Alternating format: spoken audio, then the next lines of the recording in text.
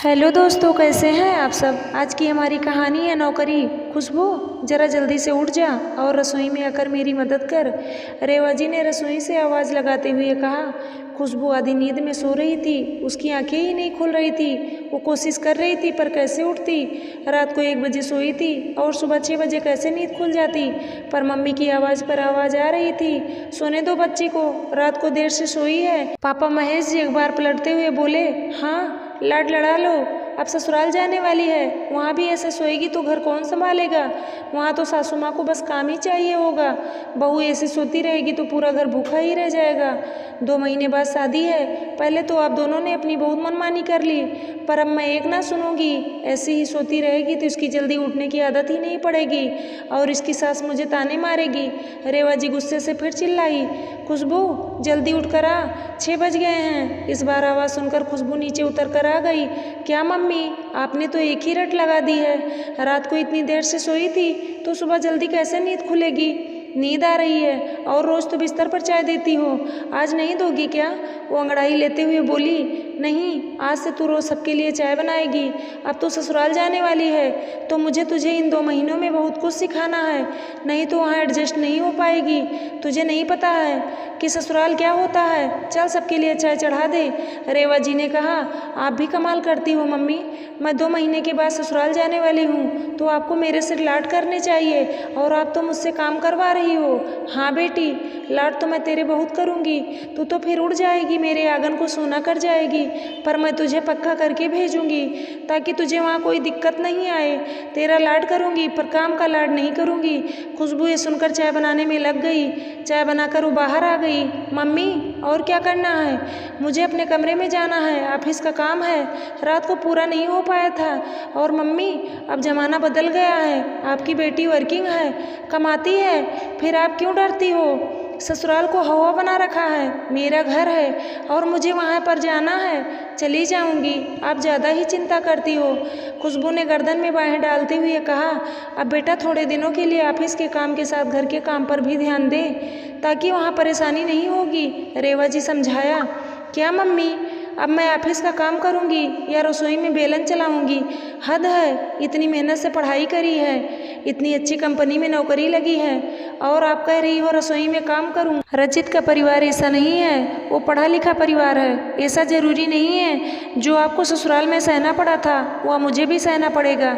मैं आत्मनिर्भर हूँ, आज के ज़माने की लड़की हूँ, मेरे साथ वो सब नहीं होगा। आप फिक्र मत करें, और कुछ होगा तो मेरी ज़िंदगी है, मैं देख लूँगी, आप सबको परेशान नहीं करूँगी। ये कहकर खुशबू पैर पटकते हुए चली गई। आपने देख लिया कैसी मुँहफट है, कमाने क्या लग गई, मुझे जवाब देती है, अभी अपने ही सपने में उड़ रही है। इसको पता नहीं है ससुराल क्या होता है। जब ससुराल वालों से सामना होगा तब अक्ल ठिकाने आएगी।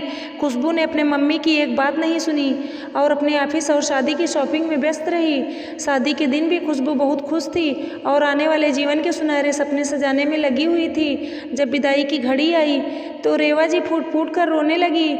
मम्मी, आप तो ऐसे रो रही हो जैसे वहाँ मुझे सब मार डालेंगे। आपकी बेटी बहुत मजबूत है, आपकी बेटी आत्मनिर्भर है। और खुशबू हंसते मुस्कुराते हुए चली गई। खुशबू और रचित एक ही ऑफिस में काम करते थे, दोनों एक दूसरे को पसंद करने लगे थे और घर वालों की सहमति से दोनों ने शादी करने का फैसला किया।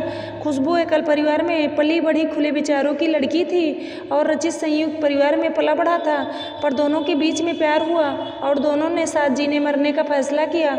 रचित के घर में उसकी दादी, मम्मी, पापा, ताई जी, ताऊ जी, एक छोटा भाई और एक बहन थी। खुशबू ससुराल में पहुंची तो उसका भव्य स्वागत हुआ। अगले दिन चौका पूजन की रस्म थी। उसने सोचा था वो यूट्यूब से देखकर हलवा बना लेगी, पर वो ढंग से बना नहीं पाई। सास ने तो कुछ नहीं कहा, पर दादी सास और ताई सास ने मुंह बना लिया। बहू को केवल कमाना ही आता है या कुछ बनाना भी आता है। ये सुनकर खुशबू को बहुत बुरा लगा। रात को कमरे में वो रचित को बोली, हलवा इतना बुरा भी नहीं था, दादी जी ने तो मुझे आज ताना दे मारा। मैं एक आत्मनिर्भर लड़की हूँ, रोज रोज के ताने नहीं सुनूंगी। रचित ने उसे समझाया कि दादी पुराने जमाने की हैं, फिर ससुराल में तो सबको सुनना ही पड़ता है। तुम्हारा क्या मतलब है, ससुराल में सबको सुनना ही पड़ता पड़ता है। मैं कमज़ोर नहीं हूँ जो सबके ताने सुन लूँगी। मुझे जवाब देना आता है। रचित खुशबू को शांत कराता है, फिर कहता है, सोने से पहले अलार्म लगा लेना, तुम्हें जल्दी उठना होगा, नहीं तो दादी और ताई जी गुस्सा हो जाएंगी। ये सुनते ही खुशबू भड़क उठती है। कल तो संडे है और हमें ऑफिस भी नहीं जाना है, तो मैं जल्दी उठकर क्या करूँगी? खुशबू, मुझे तो मम्मी ने कहा था, मैंने तुम्हें कह दिया, आगे मुझे पता नहीं। तब खुशबू को अपनी मम्मी की बात याद आई कि ससुराल में जल्दी उठना पड़ता है। उसने बेमन से अलार्म लगाया और सो गई। सुबह बड़ी मुश्किल से उठी और कमरे से बाहर आ गई। तभी ताई सास बोली, बहू जल्दी से नहा कर आ जा और रसोई संभाल ले, सबके लिए चाय नाश्ते की तैयारी कर ले और बाथरूम का दरवाज़ा जरा धीरे से खोलना, रचित की नींद खराब नहीं होनी चाहिए। ये सुनकर खुशबू स्तब्ध रह गई।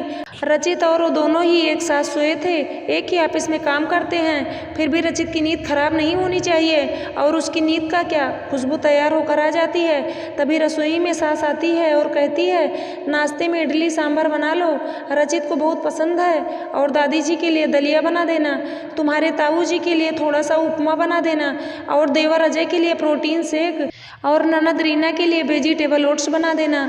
तुम तैयारी में लग जाओ, और कुछ सामान चाहिए तो बताना, मैं मंदिर जा रही हूँ, सबसे पहले सबके लिए चाय चढ़ा दो। खुशबू की बात सुने बिना ही उसकी सास चली गई। थोड़ी देर बाद ताई सास आती हैं। बहू अभी तक भी चाय नहीं बनी। खुशबू चाय तो बना देती है पर आगे कुछ काम नहीं करती, सबको चाय पकड़ा देती है। इतने में सास पूजा करके आ जाती है। बहू नाश्ते की भी तैयारी साथ में कर लेती, अब बहू को इतनी फुर्ती तो रखनी चाहिए। इतने में रचित उठकर आ जाता है। खुशबू भी चाय पी रही होती है तो दादी सास बोलती है, बहू पहले रचित को चाय दे देती, तू तो बाद में पी लेती। खुशबू चुप रह जाती है। उसे अपनी मम्मी रेवा की बात याद आती है, ससुराल में तो सबको सहना होता है, चाहे ज़माना कितना ही बदल क्यों ना जाए। लेकिन खुशबू हिम्मत जुटाती है और सबके सामने बोल देती है, मुझे खाना बनाना ज़्यादा नहीं आता है, मैं हमेशा ही पढ़ाई लिखाई और नौकरी में व्यस्त रही हूँ, तो ये सब चीज़ें नहीं सीख पाई, मुझसे ये सब नहीं होगा। फिर मैं अपनी नौकरी करूँगी या रसोई संभालूँगी। रसोई पहले की तरह मम्मी जी और ताई जी ही संभालें, मुझसे ये सब नहीं हो पाएगा। ये सुनते ही सब चौंक जाते हैं। तभी दादी सास बोलती है, बहू नौकरी करती है, हमें भी पता है, पर तेरी माँ ने तुझे खाना बनाना नहीं सिखाया। ये तो हर लड़की को आना चाहिए, ये ज़रूरी भी है, वरना अपने पति और बच्चों को क्या बनाकर खिलाएगी। दादी जी मैं कमाती हूँ, अपने पैरों पर खड़ी हूँ, तो अपने परिवार का ध्यान रख लूँगी, पर मुझसे पुरानी बहुएं जैसे करती थी वैसे कोई उम्मीद नहीं करना।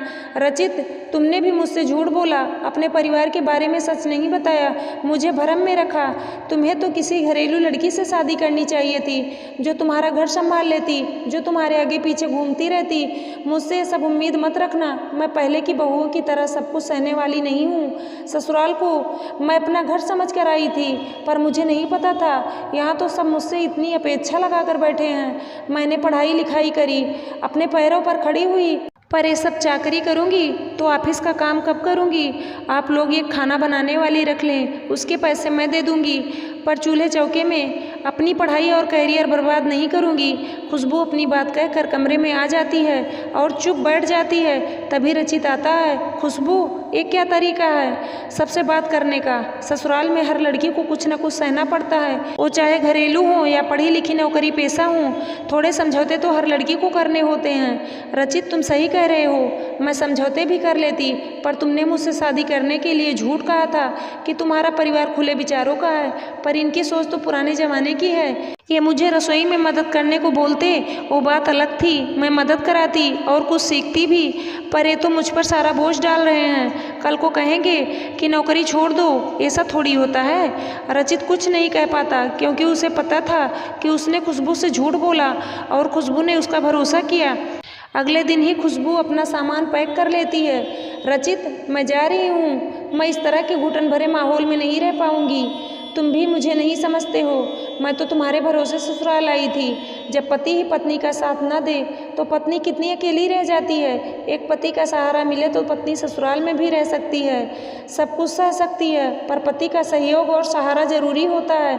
अजय भैया भी नौकरी करते हैं, वो भी तो कोमल को पसंद करते हैं, वो भी कल को बहू बनकर इस घर में आएगी, तो वो ऐसे माहौल में कैसे रह पाएगी जहाँ पढ़ाई और नौकरी से ज़्यादा बहू को रसोई में क्या आता है और क्या नहीं, ये ज़रूरी समझा जाता है। रीना रीना भी तो नौकरी करती है, वो भी अपने लिए नौकरी वाला लड़का ढूंढेगी, कल को वो भी ससुराल जाएगी तो वो ये सब सहन करेगी तो आप सबको बुरा लगेगा, बेटी के लिए दर्द आएगा तो वही दर्द बहू के लिए क्यों नहीं आ सकता है। मैं नहीं मानती कि ससुराल में लड़की को सब सहना होता है।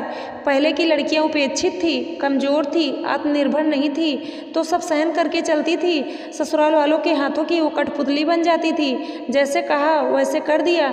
पर मैं आजकल के ज़माने की हूँ, फिर मैं भी यही सब दकियानूसी बातें सहन करूँगी तो मेरी पढ़ाई लिखाई और आत्मनिर्भरता का क्या फ़ायदा। रचित और खुशबू की बातचीत सुनकर सभी आ जाते हैं। तभी अजय बोलता है, मम्मी भाभी सही कह रही हैं, वो नौकरी करेगी कि सुबह रात खाना बनाने में लगी रहेगी। मैं भी कोमल को पसंद करता हूँ और उसी से शादी करूँगा, वो भी नौकरी पेशा है।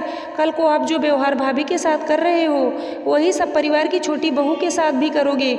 बहुएं केवल घर में खाना बनाने के लिए नहीं आती हैं, उनकी अपनी ज़िंदगी भी होती है जो शादी होते ही ससुराल आते ही चूल्हे में झोंक दी जाती हैं। तभी ननद रीना भी बोलती है, अजय भैया सही कह रहे हैं, मैं भी ये सब बातें नहीं मानूंगी, मेरी अपनी ज़िंदगी होगी तो मैं इस तरह से रसोई घर में बर्बाद नहीं करूंगी। रचित की दादी, ताई जी और मम्मी कुछ नहीं कह पाते हैं और खाना बनाने वाली रखने के लिए मौन स्वीकृति दे देते हैं। थोड़ी देर बाद रेवा जी का फ़ोन आता है, खुशबू बेटा क्या हुआ, तू घर पर आ रही थी, कोई परेशानी थी क्या, तूने बताया भी नहीं।